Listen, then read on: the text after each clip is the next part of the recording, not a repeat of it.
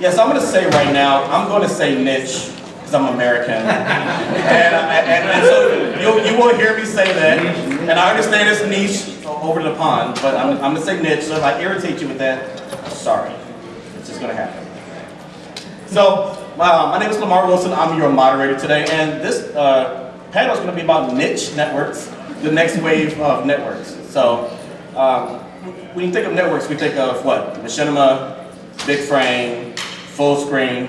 And when we hear those things, we know we're talking about the big guys. But what about Alloy Digital, AwesomenessTV, Melrose and Park LLC? Maybe, maybe not. But we're going to talk about them today. Did you know there are over 500 YouTube networks out there? And these guys have kind of risen to the top. So we're going to get to hear from them about how their networks really personalize for YouTubers in a specialized way, in a more focused way. So let's start. We have Tim Glenn, the VP of Partnerships at Alloy Digital. Nice to meet you. We have Megan Savitt. Did I pronounce that right? Savitt. And you're co-founder of Melrose and Park LLC.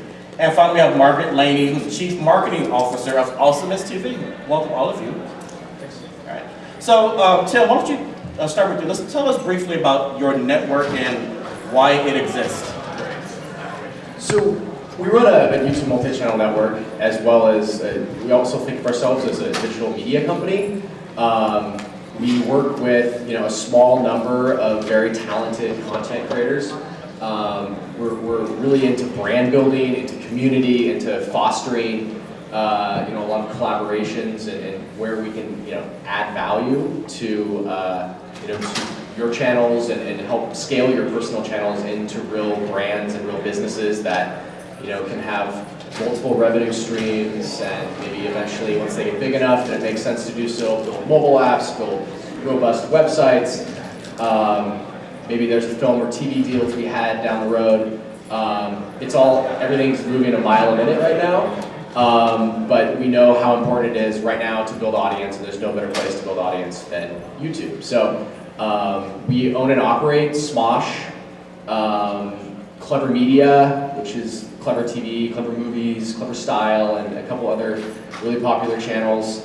We work with notable talents like Kurt Hugo Schneider in the music space, Kingsley in the comedy space, and a bunch of other really talented people that we believe in and support with resources to help grow their business, so that we can both make money. All right, good. Megan. Hello. So we're rather new. We actually aren't a network, but rather a management consulting agency. However, we have relationships with all the major networks out there. What we do is we specialize specifically sort of in the female space. We are not only female, but that's really what we focus in, sort of trying to promote, entrepreneurship, as well as sort of, branding, as well as production projects. We have relationships with EMI Records for some of our musicians. We have relationships with CAA, UTA, William Morris, Endeavor. So we really try and build, whether you want to be in the acting world, the fashion design world, music, sort of we help foster the goals for all of our clients, all of our influencers. Awesome. Margaret? AwesomenessTV was one of the original program-funded channels by YouTube. So the main channel started in June of last year, and then we launched our MCN in November. And if you haven't checked out the channel, we have a very, very specific vertical. It's teens and tweens, and it's a great place to be on YouTube because we're fishing in a barrel of fish. I think the study just came out that it's the #1 social network for teens and tweens. So we wanted to start our MCN to be a talent discovery platform, and we wanted.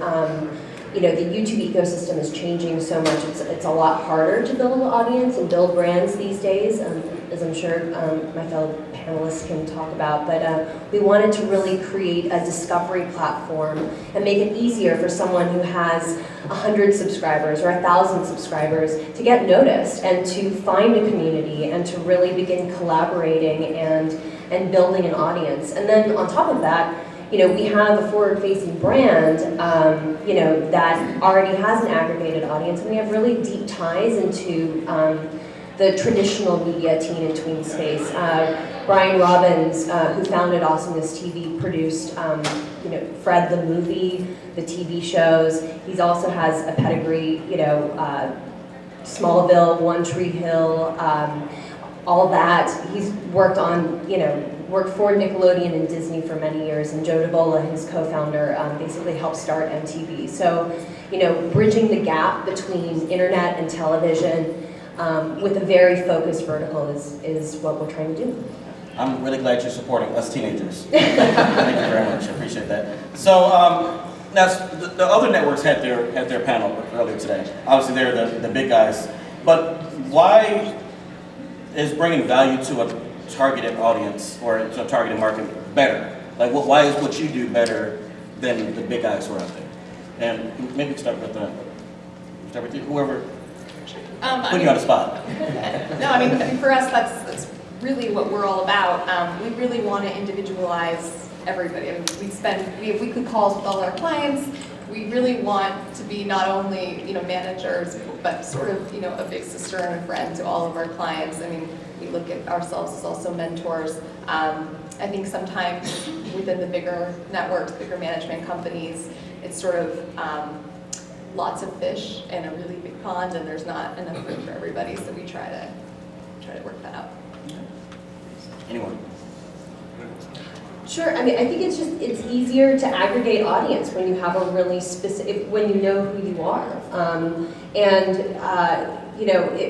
I think having the forward-facing brand of Awesomeness TV and having like a voice and a face and like this is the kind of programming that that our networkers can aspire to be included in, can help inform and influence. I think that really just helps both the network and helps this C generation, as YouTube likes to keep talking about. It really helps them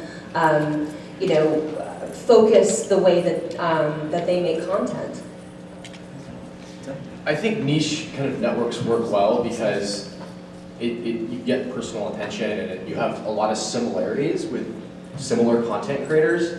So whether that's in like teen genre, or whether that's in like within gaming or comedy, like you have a lot in common with those other similar creators. So they're probably the types of people that you would be able to do a collaboration with, or if we're talking about ad sales, like maybe bundle together a couple different independent content creators into a package that an advertiser can get excited about. Because oftentimes, like individual talent, even the up-and-coming talent isn't large enough to match like the reach and scale that these media buyers would get through traditional media or television or anywhere else. And so we've had a lot of success, and as I know some other companies have too, in bundling these similar types of content creators together for both the sales side and the audience development side, because there's a lot of, I guess, like similarities and kind of synergy that can happen when you mesh all those people together in some way.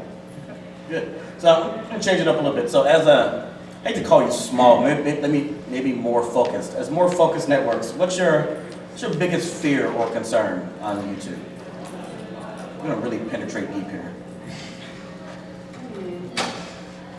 Well, we're actually, Awesomeness TV, the Awesomeness TV network is actually we have over 36,000 channels signed up, so we're actually not that small. And I think our biggest fear, to be honest, is that how do you surface great content and how do you service 36,000 channels? Yeah.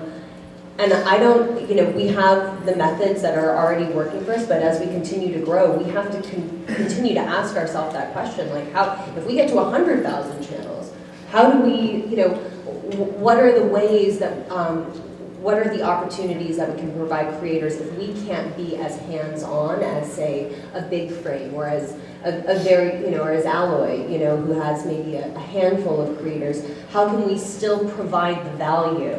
And how can we still allow and foster communities that allow creators to surface and to help aggregate audiences? So it's a fear, but it's less a fear and more of a challenge, and we're excited to take it on. For us right now, we have about 30 clients, and there are 3 of us, and we really we want the feeling that it's one manager for one client.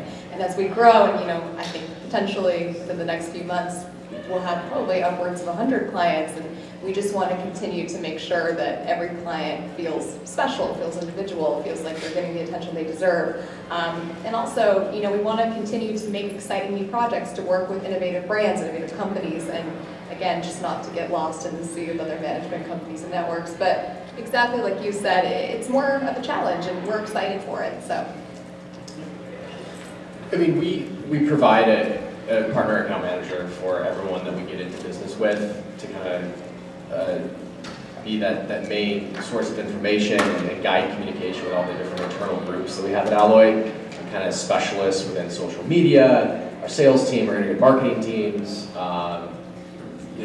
with audience development and setting up collaborations. And so, we're very hands-on, and we take a lot of pride in the growth for both audience and subscribers, as well as the growth in revenue that we've been able to provide, to our partners, which right now is still less than 100.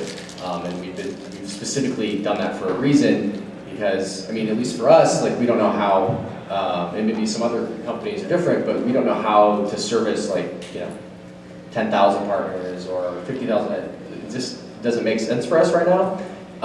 And so we've had a lot of success in some of the channels that we own and operate and are running.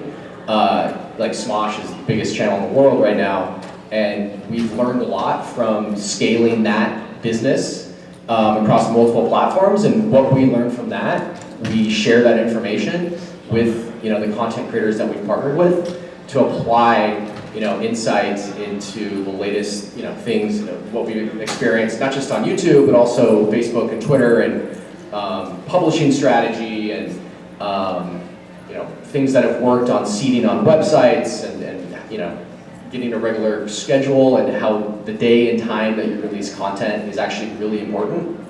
And those are things that you don't necessarily see on small channels because you don't have enough data to look at, but we see those types of things. When you release a video to 8.4 million or 3 million, or whatever the latest Smosh count is right now for subscribers. And so we share that information internally so that everyone can take advantage of that. Okay. Margaret, I just want to go back to you for a minute. You kind of astounded me at the number of 36,000. And I obviously read it wrong when I did my research. Sorry about that. Yeah. How do you handle that many channels? That's a lot of undertaking. It is. So the majority of the channels that we are signing up, I would say the vast majority are less than 50 subscribers and maybe put out a few videos. So I think for us, our goal is to be the talent discovery, a talent discovery platform, and to really build out a social network that almost sits on top of YouTube. And the way that we've started this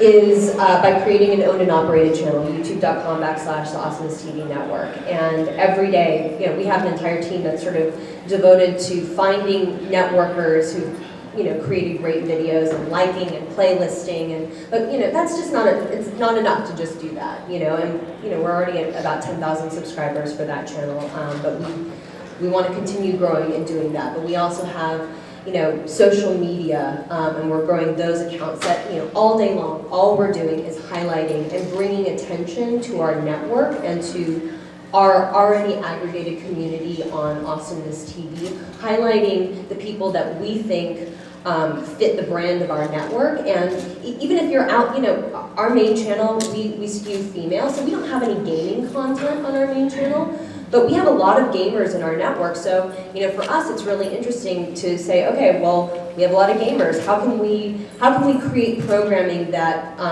really supports them? So we have another show on our owned and operated channel called News from the Network, and the entire show is basically two hosts going through about 15 videos, being like, check out this video. It's a little clip of the video, and it says, go subscribe to this channel. We have a newsletter that has over 100,000 emails on it, and every week it's sort of the digest. What are the 6 great videos you should check out. Here are 15 great creators you should check out. So, with the mechanisms that we currently have, we're actively growing that, but then we're also really developing a CMS and building and really trying to create a platform that will be launching very soon that allows for people to incentivize liking and creating little niche communities in this niche network and growing together. Like, for example, someone who has 1,000 subscribers on a channel, it would be very easy for them to, through the system, sort of message and ping someone else who has that same amount of subscribers, so you guys can collaborate together. And so for us, it's building these tools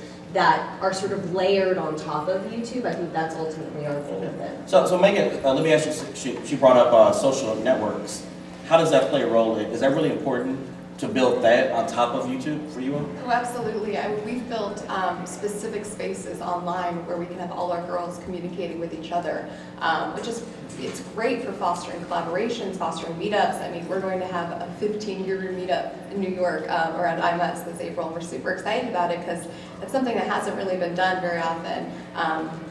Community is pretty much the biggest component of how we're successful. So having a social network lying on top of YouTube, sort of complementing that, is really important. Tim, you have any thoughts on it? So we encourage the content creators that we work with to brand build. So what I mean by that is to not just put out video content on YouTube, but building up a following on Facebook or on Twitter or any other platform that your audience is spending time on. The feed on YouTube, there's I want to say billions of videos. I actually don't know how many videos are on YouTube now, but there's a lot of distraction. And anytime you have an opportunity to reach your audience to come back on another platform to be exposed to your brand is a big opportunity. So we encourage people not to just put all their eggs in the YouTube basket, but think of across all social networks. Pick the ones that your audience is on, and then spend some time feeding that audience, not just with videos, but with funny photos, with things being a curator yourself for great stuff you find across the around the web, and share that with your audience and be a tastemaker. And also on Facebook, for example, like photos are seen and surface a lot more than videos do. Like the Facebook edge system doesn't like videos. So how do you get seen by your audience? Well, it's by feeding your audience several times a day, keeping that conversation alive so that when you do have new video content coming out, a lot more people are actually going to be exposed to it. Awesome. We're going to get audience questions just after my last one. So what's the YouTube landscape in the next year or two? I don't particularly like to forecast further than that because it changes so much. So whoever wants to start with that, where do you see the landscape of just the site itself moving? Noisier. Noisier. I think from the traditional media perspective, we're seeing the big guys, the NBCs, the huge media brands, they're beginning to turn towards YouTube. And they're beginning to finally see the value in an aggregated audience on YouTube and on social media. So I think it's going to get a lot more competitive and just a lot more concentrated. And then also, but that's a good thing. I think it makes it a more competitive space. And I think also subscriptions, when YouTube rolls out paid subscriptions, that's going to be a really big, change to the landscape too. And we're going to see a big premium content influx. That's be interesting. Yeah, it's going to be really interesting. Megan? Yeah, for us, it's commercialism for sure. Print ads, television ads, they're all moving over to digital. So for us, YouTube, we find that all of the brands, all of the companies, they're looking to advertise solely on YouTube now, which is completely new for them, especially with a lot of the old media going on. YouTube just announced that they've hit 1 billion active users. So, for us, that's the biggest market there is. It's increasingly harder to launch a new channel and scale that channel and build audience. It's getting harder and harder every day. In 2005, just if you were a regular vlogger and just posted a video every day, you would naturally find an audience just through consistent posting. That's not the case anymore. And so I think finding, whether that's an MCN or whether that's just, a small media company or forming some sort of a group to do collaborations or find ways to promote each other on a regular basis, it's really important. I mean, even with, YouTube's 100 funded channels, a lot of big media companies and traditional media companies got channels, and most of them failed. Like, nearly all of them failed. And what you saw was some of the ones that I think did the best were the ones that were associated with YouTube talent, that were already experts on the platform for a few years. Yep. And they, on average, did far better than the big media conglomerates that got probably a lot more money than the YouTubers did. Well, do we have any audience questions for these fine individuals about actually multi-networks now? Call them micro networks, and you have 36,000 people. Yes?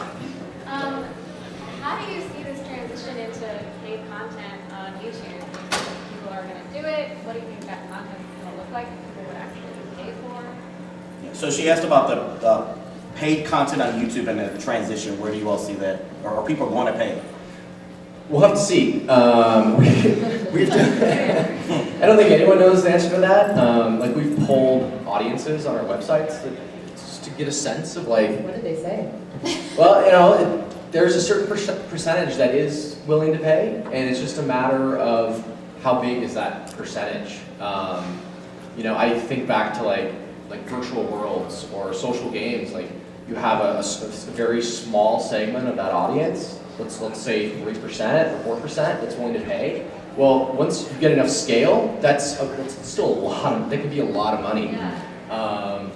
Potentially even more than you're making off the ads that are running on YouTube. So we'll have to see how it all plays out. I think it's ultimately going to depend on the strength of your brand and how much influence you have with your audience and what's different about that, right? So if it's just an ad-free experience, I don't know if that's enough to get them to take out their credit card. But if it's exclusive or content or maybe a little higher production value or bloopers or something that they can't get anywhere else, then that could be a big enough offer to actually get people to take out their credit cards and subscribe. Oh, you want to go ahead? Sure. Yeah, for us, we definitely we've explored that quite a bit. And it's all trial and error. But we are definitely experimenting with, contests, exclusive sort of chats and meetups, face-to-face type opportunities, things of that nature that you just can't get anywhere else on the web, except with a program that's actually utilizing YouTube's API and taking it off of YouTube, subscribing, paid content, things of that nature. So, so far we've actually had some success with it. We're just going to continue to sort of persevere and see what happens. You have any additional thoughts, Margaret, on that? Not really. I mean, I think chill.com, Netflix, a lot of these, non-YouTube platforms will help define, or not help define, might shed some light on what we're going to see. Any other questions? Come on. Okay. I'm curious as to what might be involved if you were to try to start a small niche network on your own or in a group of people. He asked what would be involved in starting your own niche, well, you said niche, right? Niche network. how would someone do that? Because again, there are over 500. It looks like anybody can make a network. So anybody want to give their secrets away? Well, you have to apply. I mean, YouTube definitely, when we applied for our MCN status, you have to fill out a long paperwork and basically prove to them that, you will provide value. But a lot of really small niche networks are popping up and they're doing really well, like Tastemade. I don't know if you guys know Tastemade, but it's kind of like the YouTube food network. They're building out, I think, an IMDb of YouTube food networkers, and they're doing extraordinarily well. So I think, it's definitely possible, but you have to go through YouTube, and I think there's an approval process. And just to add to that approval process is very, very long. YouTube's fantastic, but it definitely takes a lot of time. So I would say lead time is key. Making sure you have all your horses in a row is key. Definitely just making sure that you do have, everybody's interests aligned. We have time for one more question before my timer goes off. Any other questions? I will sing if I don't get it. Okay, yes.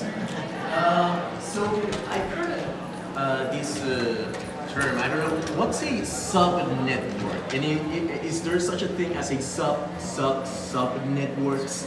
That's about subs. Now I'm hungry. Yeah. All right. I haven't heard that. This is not like an official answer, but it's my Oh, sorry. Go ahead. it's my understanding that a sub-network just means that they don't have a direct relationship with YouTube. And so that sub-network is partnered with a quote-unquote real network that has a real relationship with YouTube, and that they've just bundled together a lot of channels that through a partnership are partnered with YouTube. So you might want to research the sub-network a little bit more before you sign up your channel. So again, we want to thank Tim Glenn from Allo Digital, Margaret, Laney, AwesomenessTV, Megan from Melrose and Park. Thank you all so much, and thank you all for being here.